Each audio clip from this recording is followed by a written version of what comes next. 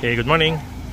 So, share ko lang po itong apat na pick-up natin na very hardworking sa kanya-kanyang mga trabaho nila sa bundok. So, itong puti po, yung una nating Ranger 2023. And then, ang pinaka-latest natin is si BAG na April this year. April, May, June, July, August, September, so 5 months old. And yung Raptor natin na 2019, magpa 5 years na.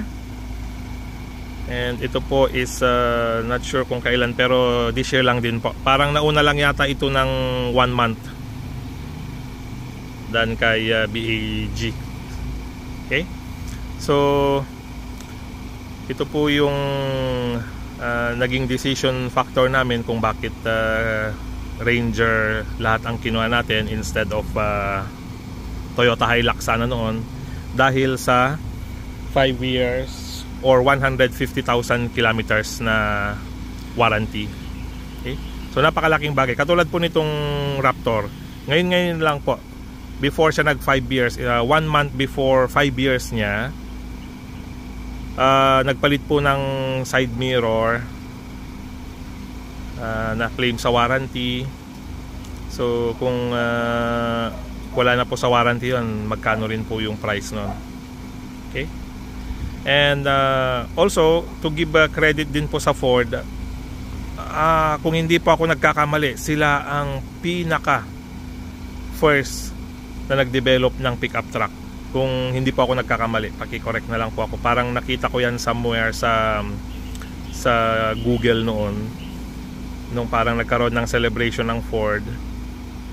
Kaya kung quality din po ng brand, tested na rin po ang Ford over time. So sobrang tagal na po nila sa industry, especially sa pickup. Okay? Ang nagiging issue lang po kasi ngayon, dahil nag-evolve yung technology, nagkakaroon ng mga bagong manufacturing process, bagong design, dumadami yung electronic. So dun po nagkakaroon ng evolution ng bagong technologies. At the same time, magkakaroon din po yan ng bagong issues. Yun po ang nangyayari pag nagde-develop tayo ng mga bagong invention. Ang hindi natin alam is kung ano yung mga lalabas na bagong issues naman niya, or sakit kung tinatawag. Hindi naman po tayo pwedeng ma-stock up sa old technology, na kung ano yung technology natin ng 1950s is ganun pa rin ang processes natin or design. So kasi pag 1950s and how many years na tumagal na yan sa daan, alam na natin lahat ng sakit niyan. Kaya lang every year nagkakaroon ng bagong design. So yun po yung tinatawag nilang design evolution. So design evolution comes with din yan ng issues. Like binago mo yung isang pyesa, later may lalabas na sakit sa isang pyesa na yun. Kasi ganyan din po ang nangyayari sa eroplano. Kasi galing po ako sa aviation industry. Kung titingnan natin yung mga lumang eroplano, talagang na perfect na, halos wala nang inaayos, pinapalitan na lang siya kasi nasisira na.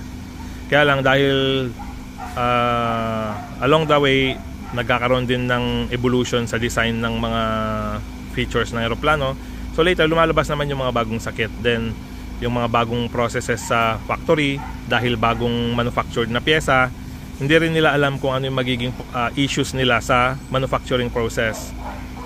So yung mga dating gumagawa ng old parts, nilagay sa paggawaan ng bagong new parts. So nag-aaral pa rin din sila doon, although trained na sila. Kaya lang dahil bago pa yung pyesa na ginagawa, so nagkakaroon doon ng issues habang tumatagal, gumagaling sila, then doon nami-minimize. Kaya po karamihan ng pyesa, meron din yan batch or serial numbers. Para kung nagkaroon ng issue sa factory and na-determine nila kung saan nanggaling yung issue na yon, kung anong batch number, madali pong mag-recall ng spare parts. So yun po yung pinaka-guide nila, yung mga batch and serial numbers, kung saan nila kukunin yung information, kung saan nailagay yung mga piyesang may problema na yon, kung saan sasakyan nila na ilagay or kung saan eroplano nila na ilagay. So magkakaroon yan ng recall. These parts are affected by this batch number or manufacturing batch number or serial numbers. Then madali pong malocate sa system kung saan pumunta yung mga piyesa na yon na sa tingin nila may problema. Okay? Pero again, kung titingnan nyo po, that's 150,000 kilometers or 5 years. Napakalaking bagay po niyan para sa unit owner. So though gustong-gusto nating magkaroon ng other brands, like sabi ko nga po, gustong-gusto kong magkaroon ng Hilux. Pero itong Ford po ang nagbigay ng peace of mind for the next 5 years or 150,000 kilometers. So imagine po, kung nag-average tayo ng 10,000 kilometers per year, that's 15 years po. Kaya lang, ang when in terms of years, 5 years lang po ang i-cover nila. Pero napakalaking bagay pa rin po ng plus 2 years. Kasi ang standard warranty po ngayon sa mga Japanese cars is 3 years. So very bold move si Ford.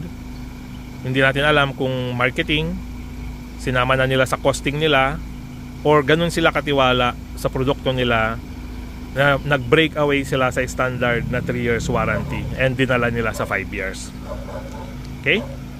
So yun lang po ang aking i-share ngayon, and kinuha ko lang tong opportunity ngayon na nandito yung 4 na Ford natin para ma-share lang sa inyo why sa Ford na direction kami pumunta at hindi sa Japanese cars sa ngayon. Pero in future, God willing, kukuha rin po tayo ng ibang Japanese cars like Hilux, Triton sa Mitsubishi, and Navara sa Nissan.